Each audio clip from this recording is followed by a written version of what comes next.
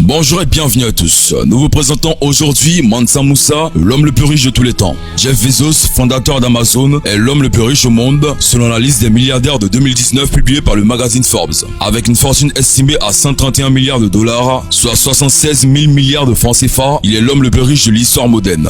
Mais il n'est pas du tout l'homme le plus riche de tous les temps. Ce titre revient à Mansa Musa, un roi de l'empire du Mali du 14e siècle qui était si riche que ses dons généraux ont détruit l'économie d'un pays entier. Les récits contemporains sur la richesse de Mansa Musa sont tellement époustouflants qu'il est presque impossible de se rendre compte à quel point il était riche et puissant, a déclaré la BBC Rudolph Butchwar, professeur associé d'histoire à l'université de Californie. Mansa Musa était plus riche que quiconque, a déclaré Jacob Davidson à propos du roi africain sur le site money.com en 2015. En 2012, le site américain Celebrity Net Worth a estimé sa fortune à 400 milliards de dollars, soit 233 000 milliards de francs CFA, mais les historiens de l'économie s'accordent à dire que sa fortune est impossible à chiffrer. Bon, avant de continuer, nous vous faisons rapidement une liste des hommes les plus riches de tous les temps. Sachez que cette liste représente les fortunes déclarées des personnes que nous allons vous présenter. Mansa Musa, 1280 à 1337, roi de l'Empire malien, richesse incalculable.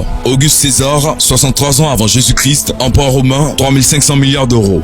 Zhao Xu, 1048 à 1085, empereur Shen Song de Song en Chine, richesse incalculable. Akbar I, 1542 à 1605, empereur de la dynastie des Mughals en Inde, richesse incalculable. André Carnegie, 1835 à 1919, industriel écossais américain, 372 milliards de dollars. John T. Rockefeller, 1839 à 1937, magnat américain des affaires, 341 milliards de dollars. Nikolai Alexandrovitch Romanov, 1868 à 1918, tsar de Russie, 300 milliards de dollars.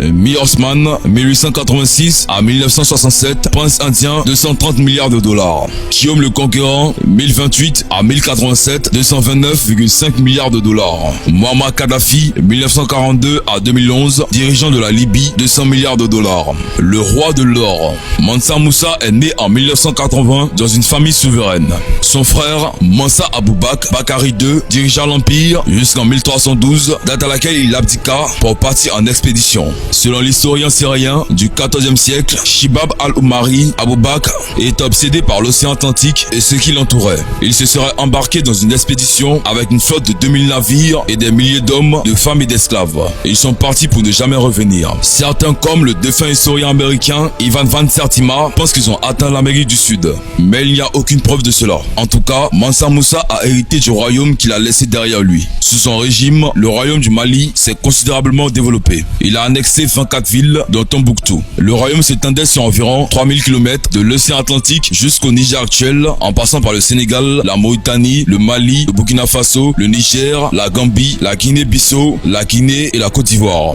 En plus de cette grande étude terrestre, il disposait de grandes ressources comme l'or et le sel. Sous le règne de Mansa Musa, l'Empire du Mali représentait près de la moitié des réserves d'or de l'ancien monde selon British Museum. Et tout ce or appartenait au roi. En gros, le Mali dans l'ancien temps possédait la moitié de la fortune mondiale. Mansa Musa avait un succès presque illimité à la source de richesse la plus précieuse du monde médiéval, a expliqué la BBC Kathleen Bickford, spécialiste de l'art africain du blog Museum de la Northwestern University. De grands centres d'affaires qui faisaient le commerce de l'or et d'autres marchandises se trouvaient également sur son territoire. Et il en tirait des richesses, a-t-elle ajouté. Le voyage à la Mecque. Même si l'Empire du Mali avait de telles quantités d'or, le royaume lui-même n'était pas bien connu. Cela a changé lorsque Mansa Musa, musulman pieux, a décidé d'aller en pèlerinage à la Mecque en passant par le désert du Sahara en Égypte. Le roi aurait quitté le Mali avec une caravane de 60 000 hommes. Il prit toute sa cour royale, ses fonctionnaires, des soldats, des griots, des marchandises et 12 000 esclaves ainsi que des chèvres et des moutons pour se nourrir. C'était comme si toute la ville traversait le désert. Une ville dont les habitants, jusqu'aux esclaves, étaient vêtus de brocades d'or et de la soie persane la plus fine. Une centaine de chameaux étaient en remorque, chaque chameau transportant des certaines livres d'or pur, un vrai spectacle. Et c'est lorsque la caravane atteignit le Caire qu'il put vraiment montrer leur richesse et leur opulence. Le crash de l'or du Caire. Mansa Musa a laissé au Caire un souvenir si mémorable qu'Al-Umari, qui a visité la ville 12 ans après que le roi malien a raconté à quel point les habitants du Caire parlaient de lui. Il a si généreusement distribué de l'or au Caire que son séjour de 3 mois a fait chuter le prix de l'or dans la région pendant 10 ans, ruinant l'économie. La société américaine smartasset.com estime qu'en raison de la dépréciation de l'or, le pèlerinage de Mansa Musa a entraîné des pertes économiques d'environ 1,25 milliard de dollars à travers le Moyen-Orient. Sur le chemin du retour, Mansa Musa est repassé par l'Égypte. Selon certains, il a tenté d'aider l'économie du pays en retirant une partie de l'or de la circulation en empruntant à des taux d'intérêt exorbitants auprès des prêteurs égyptiens. D'autres disent qu'il avait tellement dépensé qu'il n'avait plus d'or. Lucky Duran de la School of African and Oriental Studies de Londres note que les griots maliens, les conteurs historiens en particulier, lui en voulaient. Il a donné tellement d'or malien en cours de route que les griots n'aiment pas le louer dans leurs chansons parce qu'ils pensent qu'il a gaspillé les ressources locales en dehors de l'empire, dit-elle.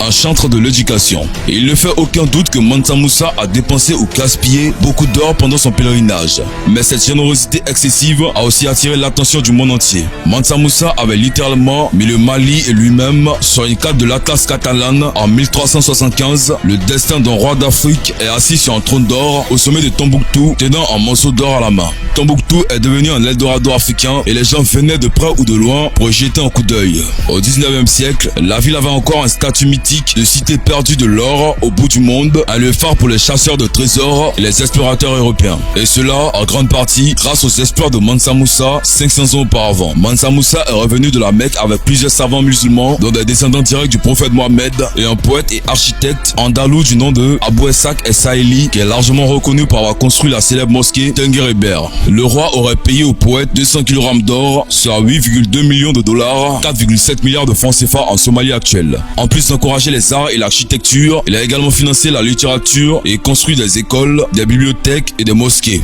Tombouctou est rapidement devenu un centre éducatif et les gens sont venus du monde entier pour étudier à la future université Sankore. Le richissime roi est souvent crédité pour avoir commencé la tradition de l'éducation en Afrique de l'Ouest, bien que l'histoire de son empire reste largement méconnue en dehors de la région. Après la mort de Mansa Musa en 1337, à l'âge de 57 ans, ses fils ont hérité de l'empire, mais ils n'ont pas pu maintenir son unité. L'empire s'est fractionné en petits états et a fini par s'effondrer. L'arrivée des Européens dans la région a précipité la chute définitive de l'empire. L'historien de l'époque médiévale est encore largement considéré comme une histoire occidentale, explique Lisa Corinne, directrice du blog Musen, expliquant pourquoi l'histoire de Mansa Musa n'est pas largement connue. Si les Européens étaient arrivés en grand nombre à l'époque de Mansa Musa, avec le Mali au sommet de la puissance militaire et économique, au lieu de quelques centaines d'années plus tard, les choses auraient été peut-être différentes.